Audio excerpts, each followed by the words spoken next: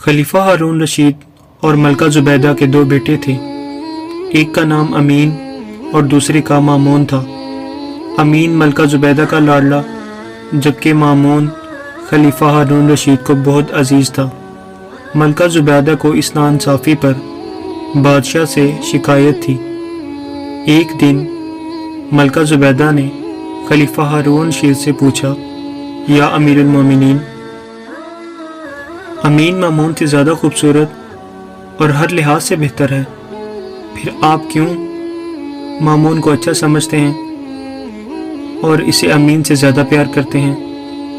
खलीफा हारून रशीद मलका की बात सुनकर पहले तो मुस्कराए और फिर कहा, ए मलका, अगर तुम वजह जानना चाहती हो तो ठहरो, अभी इसका भेद खुल जाएगा।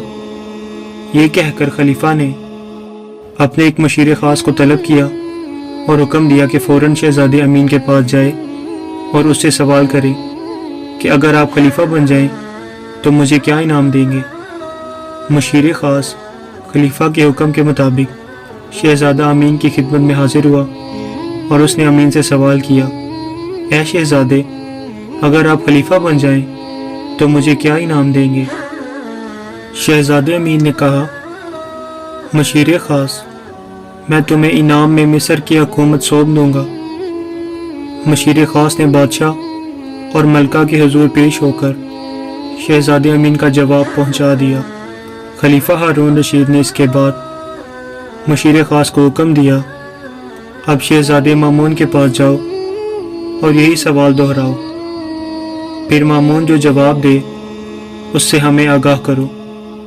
चुनाचे खलीफा के हुक्म पर मशीर ने शहज़ादे मामून की खिदमत में पहुंचकर वही सवाल दोहराया जो इसने शहज़ादे अमीन से किया था, यानी, ऐ शहज़ादे, अगर आप खलीफा बन जाएं तो मुझे क्या इनाम देंगे?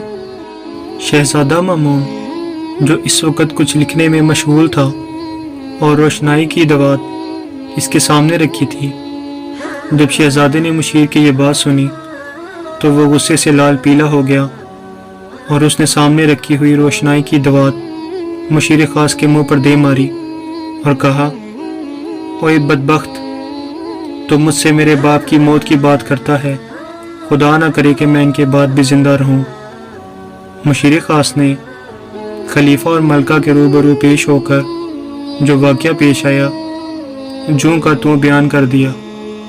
खलीफा हारून रशीद ने मलका जुबैदा की तरफ देखकर कहा, मलका आलिया, अब आप क्या कहती हैं? मलका जुबैदा ने जवाब में शर्मिंदा होकर सर झुका लिया।